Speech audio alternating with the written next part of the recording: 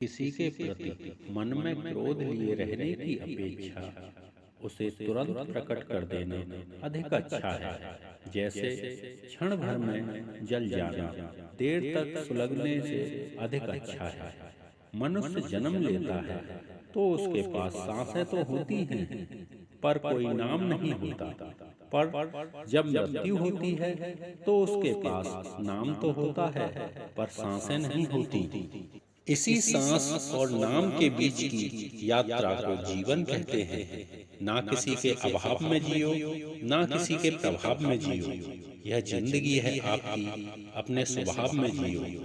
मौन सबसे अच्छा उत्तर है किसी ऐसे व्यक्ति के लिए जो आपके शब्दों को महत्व नहीं देता।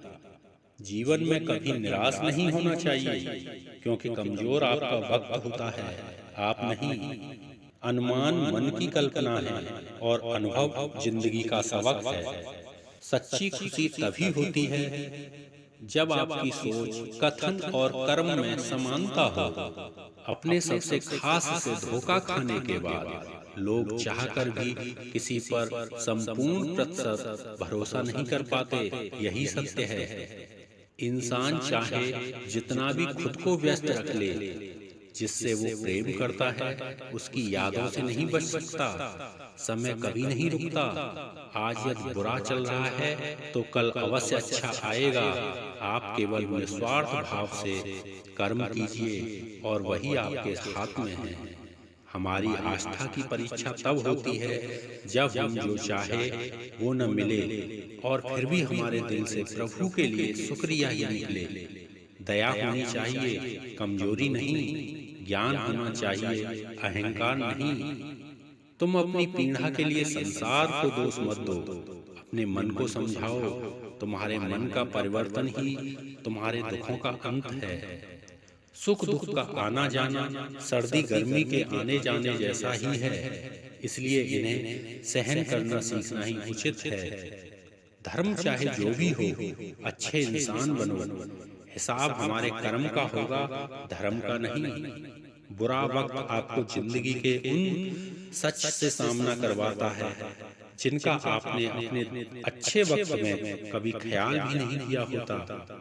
किसी दूसरे के जीवन के साथ पूर्ण रूप से जीने से अच्छा है कि हम अपने समय के भाग्य के अनुसार अपूर्ण जिए। जीवन को भगवान से जोड़ दो, सब भगवान पर छोड़ दो।